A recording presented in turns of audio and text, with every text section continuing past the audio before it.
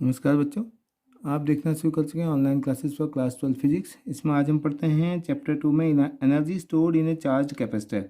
अगर हमें कोई कैपेसिटर है, जैसे कैपेसिटर दिया है एक, और इसको हमने बैटरी से लगाया, तो बैटरी से लगाएंगे तो ऑब्वियसली क्या होगा, इसमें चार्जिंग स्टार्ट होगी। चार्जिंग स्टार्ट होने से क्या होगा, थोड़ी थोड़ी देर में चार्ज हो जाएगा। जैसे कि ये एक इलेक्ट्रॉन यहाँ से यहाँ गया, तो इसके कॉरस्पॉन्डिंग यहाँ पर पॉजिटिव रहेगा, तो ये तो कोई प्रॉब्लम नहीं। पहले बार में कुछ वर्क करना पड़ा बैटरी को। जैसे जो दूसरा इलेक्ट्रॉन रहेगा ना, दूसरा इलेक्ट्रॉन जाएगा तो ऑलरेडी यहाँ पर एक इलेक्ट्रॉन है, तो ये इलेक्ट्रॉन दूसरे इलेक्ट्रॉन को नहीं आने देगा ना, नेगेटिव नेगेटिव रिपल करेगा। तो इस बैटरी को कुछ वर्क करना पड़ेगा इस फोर्स के अगेंस्ट जो रिपल कर रहा है, तो उसको कुछ वर्क करना पड़ेगा, लेकिन जैसे तैसे आ जाएगा। एक और आया तो यहाँ पर एक और पॉजिटिव चार्ज हो गया। फिर जब थर्ड इलेक्ट्रॉन आएगा तो अब 2 लोग हैं इसको रिपल करने वाले, तब तो और मेहनत लगेगी, तो it has to do some more work. लेकिन जैसे तैसे हो गया मान लो। तो ऐसे करके ये हर बार में हर इलेक्ट्रॉन को कुछ ना कुछ वर्क करना पड़ रहा है, और वो वर्क बढ़ते जा रहा है धीरे धीरे। तो एक स्टेज ऐसे आएगी, कि क्या होगा, अब जो ये इलेक्ट्रॉन है, ये इतने सारे इलेक्ट्रॉन हो गए कि अब बैटरी के पास इतना सफिशिएंट अमाउंट में ताकत नहीं है कि इसके वो अगेंस्ट काम कर सके। तो उस केस में हमारा क्या हो जाएगा, ये फुली चार्ज हो जाएगा, है ना। इसको वो रिपल कर देगा। तो इसका मतलब है कि जो कैपेसिटी है, वैसे भी हम पढ़ते हैं वो एनर्जी क्या होती है हमेशा, कभी भी वो एनर्जी स्टोर्ड क्या होता है, energy stored means always is equal to the work done against हम फोर्स। जब हम वही चीज़ हम पोटेंशियल एनर्जी में भी पढ़ते थे, पोटेंशियल में किसी फोर्स के अगेंस्ट जब वर्क करना पड़ा, that work will be stored in the form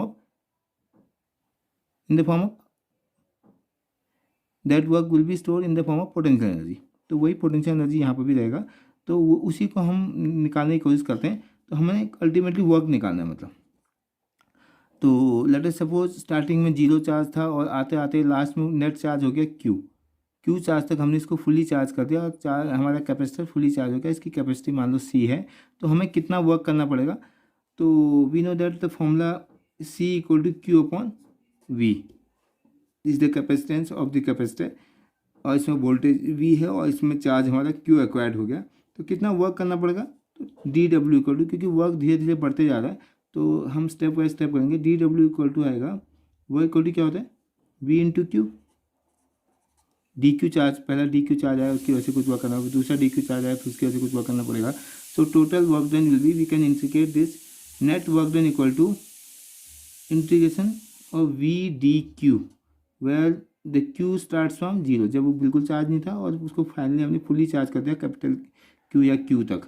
अगर नेट चार्ज में Q लेके आना है तो उस केस में क्या होगा, we know that from this equation V equal to Q upon C, W equal to integration 0 to Q V equal to Q by C DQ।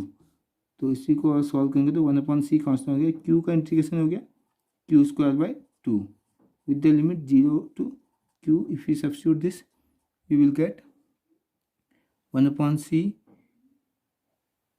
Q square by 2. This is the energy. This will be represented by capital U. U equal to हो जाएगा 1/2 Q square by C। एक अगर हम Q की value क्या रखें, CV रख दें, तो क्या हो जाएगा, एक C से C कैंसिल, तो हाफ CV स्क्वायर। ठीक हो गया, 2 फॉर्मूले हो गए। और इसी को अगर हम Q की वैल्यू, C की वैल्यू रख दें यहाँ पे, C इक्वल टू क्या रख दें, Q अपॉन V, तो हो जाएगा हाफ QV। तो ये 3 फॉर्म हो गए हमारे energy stored in a capacitor equal to इस फॉर्म में।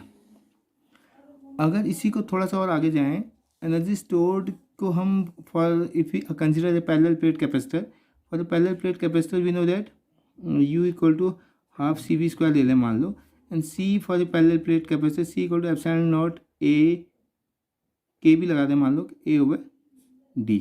अगर डाइलेक्ट्रिक है तो, डाइलेक्ट्रिक नहीं होगा तो epsilon naught A over D। This is the capacity of A parallel plate capacitor, and V equal to ED।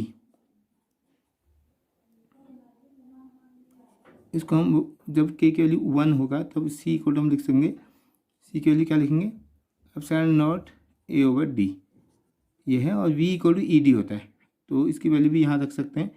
तो देखते हैं क्या बनता है हमारे पास formula.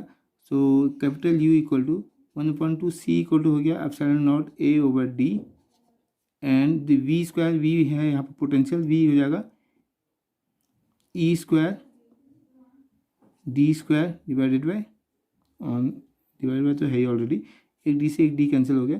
So what will get, U equal to 1/2 epsilon naught E square with A into D.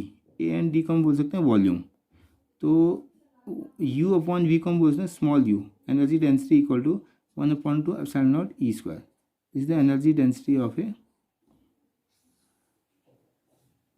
Stored in capacitor. तो ये इस टाइप का कुछ हम बना सकते हैं. तो ये था हमारा एनर्जी स्टोर्ड इन कैपेसिटर. इसके अलावा एक चीज़ और है, उसको हम थोड़ा सा देख लेते हैं. अगर हमारे पास दो कैपेसिटर हैं, वन इज C1 और दूसरा इज C2, और इन दोनों को हमने चार्ज करा अप टू V1, इसको अप टू V2, उसके बाद इनको कनेक्ट कर दिया आपस में. जब भी दो कैपेसिटर को कनेक्ट करेंगे तो उनमें चार्ज का फ्लो होगा, तब तक फ्लो होगा जब तक कि दोनों एक कॉमन पोटेंशियल में ना आ जाए, है ना. हायर पोटेंशियल से लोअर पोटेंशियल की ओर फ्लो होते रहेगा. So that common potential will be V equal to हो जाएगा C1 V1 plus C2 V2 divided by C1 plus C2. तो ये इसकी ज़रूरत हमें अभी न्यूमेरिकल में पड़ेगी. दूसरी चीज़, इस प्रोसेस में कुछ लॉस होगा, वो एनर्जी लॉस. जब भी हमारे दो चार्ज कैपेसिटर्स होंगे उनको हम कनेक्ट करेंगे तो इस प्रोसेस में कुछ ना कुछ वो एनर्जी का लॉस होगा. That energy loss equal to क्या होगा, आंसर C1 C2. हम इसको डायरेक्टली लिख रहे हैं, न्यूमेरिकल में हमारा काम आएगा V1 minus V2 whole square divided by 2 times C1 plus C2.